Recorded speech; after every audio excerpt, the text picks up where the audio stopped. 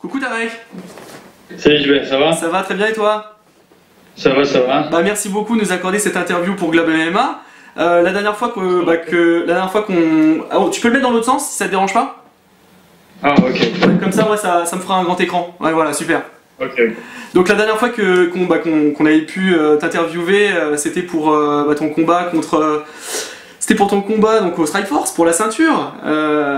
Justement, tu étais devenu champion. Là, tu vas donc faire tes débuts prochainement à l'UFC face à Jake Ellenberger, il me semble. Donc ce sera d'ailleurs un début aussi à Singapour, d'après ce qui a été dit. Alors je sais pas si c'est encore confirmé ou pas.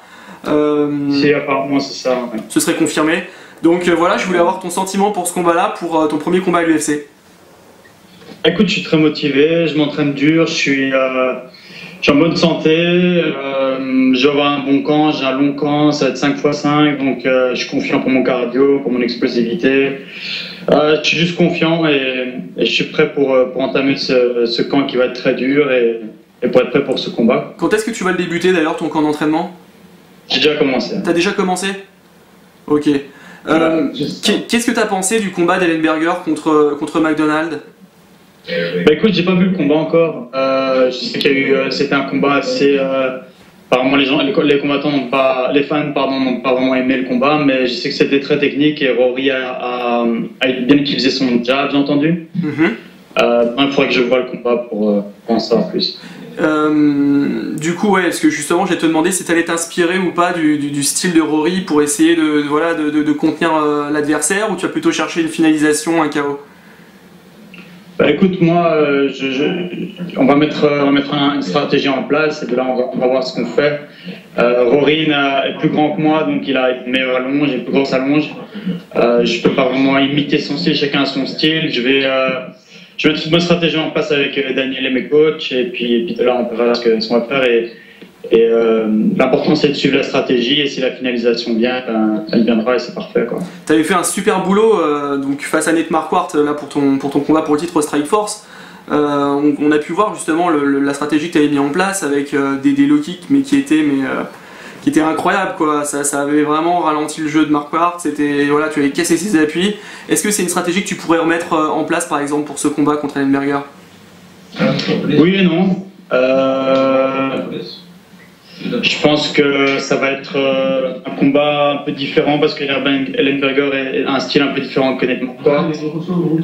Mais je vais toujours travailler mes kicks, mes box comme je l'ai toujours fait. Et puis si ça passe, ben, tant mieux. Hein, mais comme j'ai dit, j'ai pas encore vu la stratégie. On va voir la stratégie aujourd'hui avec les coachs. Et puis là, est-ce que tu as un petit peu d'appréhension pour tes débuts à l'UFC ou plus de l'excitation ou Un peu de tout, hein. Un peu de tout. Je suis super heureux d'être enfin à l'UFC. En plus, c'est un main event, donc c'est encore plus excitant. Et voilà, l'appréhension est toujours là, un peu de nervosité, évidemment. C'est un gros show. Mais je suis super excité d'être là, d'être le premier Belge aussi à rentrer à l'UFC. Donc c'est super excitant. C'est clair.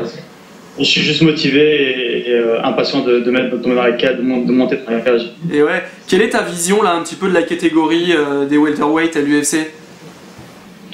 Bah écoute, moi je pense que c'est une des catés les plus hautes. Hein.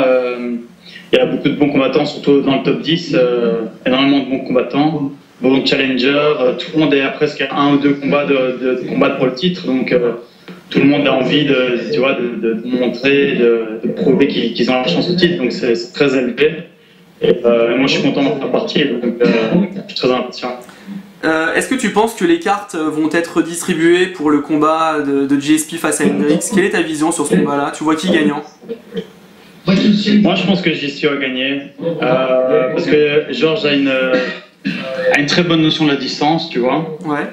Il arrive vraiment bien à gérer la distance et je pense que c'est très important en MMA de pouvoir gérer les distances. Et Georges Saint-Pierre le fait très très très bien, comme personne d'autre. Il va évidemment, il est très intelligent, il va rester loin de la gauche de Hendrix. Moi je pense que ça va se jouer à ça va se jouer à son jeu de jambes.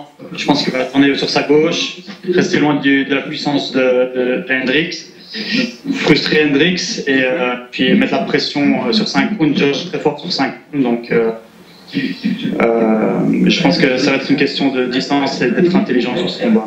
Bon, super. Bah écoute, on a hâte de te voir combattre, faire ces débuts-là à l'UFC. Est-ce que tu aurais un dernier mot pour voilà, ton public francophone? Bah écoute, évidemment, moi je remercie évidemment tout le monde qui me soutient. J'étais absent pendant quelques mois et j'ai reçu pas mal de messages de soutien des francophones, des Belges, de tout le monde, donc ça me fait super plaisir. Tout le monde est impatient de me voir et je suis super content et je suis impatient de montrer ça à tout le monde et à tous les francophones et de représenter tous les francophones à l'UFC. Bon, bah c'est super, il y a plein de bonnes choses et voilà, on te souhaite une bonne préparation. Merci JBA. Allez, à la prochaine Tarek, merci. À la prochaine. Ciao. Merci JB. Bonne soirée. Bye bye. Ciao. Ciao.